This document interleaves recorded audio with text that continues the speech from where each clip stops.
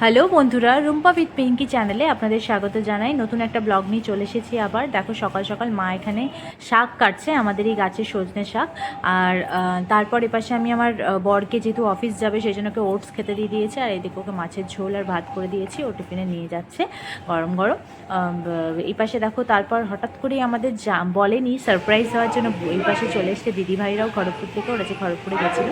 তো আমার মেয়ে তো খুবই আনন্দ, মানে ওদের দেখে খুবই আনন্দ পেয়েছে, আর কিছুতেই গেট ছাড়বে না, ওখানেই দাঁড়িয়ে থাকবে। আর বুবুকেও আগে দেখবে, যে মানে ও বুবু মানে হচ্ছে আমার জায়ের মেয়ে, ওই যে দিদি তাকে ও বুবু বলে। দেখো বুবুকে দেখেও কত খুশি হচ্ছে। আমাদের বলেনি দিদি ভাইরা, হঠাৎ করেই চলে এসেছে দুপুরে খাওয়া দাওয়ার পর। বলছে বললে তো আর এই আনন্দটা দেখতে পারতো না, সেই জন্য ওরা চলে এসেছে দুপুরবেলায়। আর তারপর আমরা খাওয়া দাওয়া তো করে নিয়েছিলাম, ওরা কিছু খাইনি, আর সেভাবে জাস্ট টিফিন করেছিল।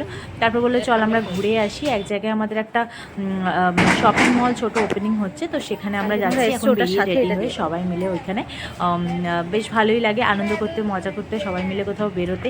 আর অনেকদিন পরই বেরোলাম, তো গিয়ে দেখছি যে বেশ ভালোই করেছে, ছোটোখাটো মল, কিন্তু অনেক কিছু বেশ অনেক কিছু পাওয়া যায় জিনিস ওখানে। তো আমরা ভেবে গিয়েছিলাম যে ওখানে গ্রসারির কিছু আইটেম রাখবে, তো সেরকম কিছু রাখেই নি, ছোটো ছোটো জামা কাপড় দেখছিলাম বাচ্চাদের। আর তারপর দেখো আমরা চলে এসেছি এপাশে, লাইন দেখো যেহেতু ওপেনিং ছিল। তারপর বিল ফিল করে আমরা বাড়ি চলে এলাম, আর প্রচণ্ড ভিড় ছিল, খুবই কষ্ট হয়েছে আর কি, আমার মেয়েরও হয়েছে। তো তারপর এসে আমরা ডিনার করে রাতে শুয়ে পড়েছিলাম। তো আজকের মতো ভিডিওটি এইটুকুই, ভালো লেগে থাকলে লাইক শেয়ার সাবস্ক্রাইব অবশ্যই। Bye bye.